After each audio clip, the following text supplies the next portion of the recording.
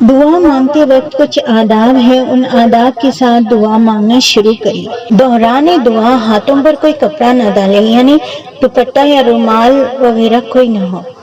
دعا مانگتے تو ہاتھوں کو آسمان کی جھلک کھلا رکھیے، اتنا اونچا ہونا چاہیے کہ آپ کے سینے کے سامنے ہو۔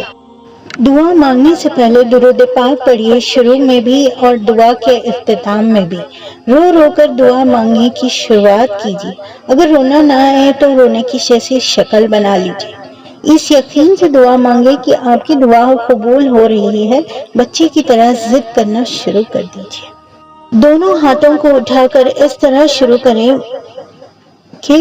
درود پاک پڑھ لیجیے، پھر اللہ کریم کو اس کے پیارے پیارے ناموں سے پکاریے، روتے روتے پکارنا شروع کیجیے ایسے: یا اللہ، یا رحمان، یا رحیم، اے ساری کائنات کو بنانے والے خالق، اے آسمان کو بغیر ستون کے کھڑا کرنے والے پروردگار، اے غم زدوں کو غموں کو دور کرنے والے اللہ، اے ڈوبتوں کو بچانے والے مولا کریم، اے ہمارے عیبوں کو، ہمارے گندے گندے کاموں کو لوگوں سے چھپانے والے ستار العیوب، اے بگڑی بات کو پھر سے بنانے والے قادر، اے مظلوموں پر ہونے والے ظلموں کو دور کرنے والے رحمان، اے موسیٰ علیہ السلام کے سمندر میں راستہ بنانے والے اللہ تعالیٰ،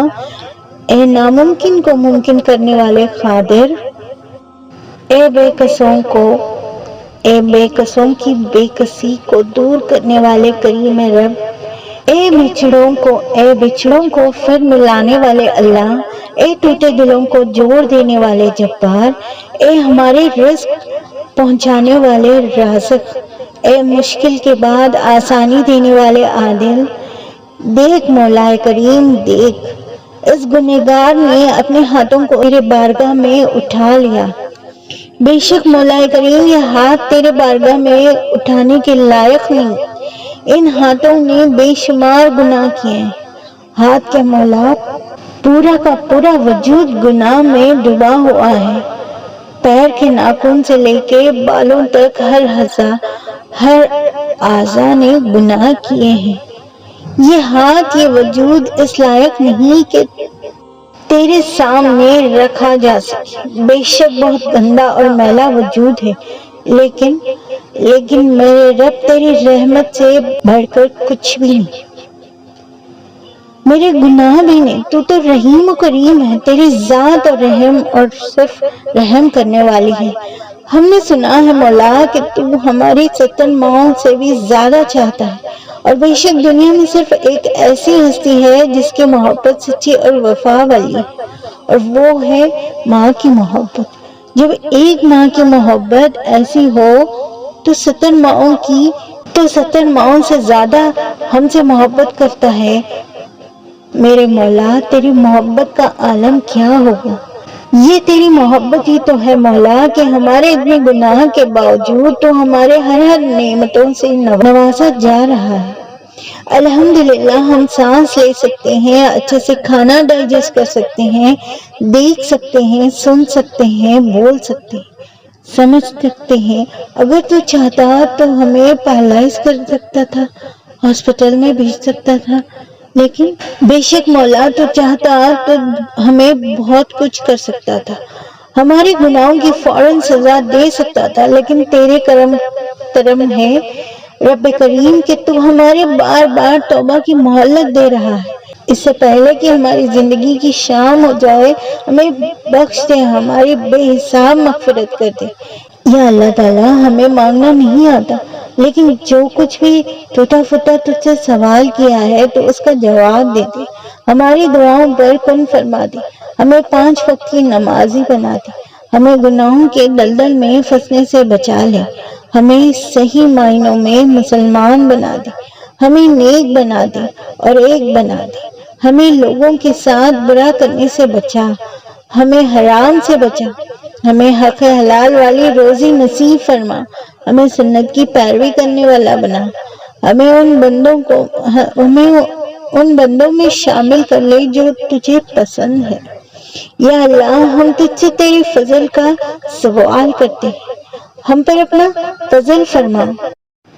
یا اللہ تو میرا حال سے باخبر ہے، میری درد تکلیف تجھ سے بہتر کون جاننے والا ہے؟ تو الکبیر ہے، تجھ سے تو ہر حال کی خبر ہے، میرا حال پر رحم فرما۔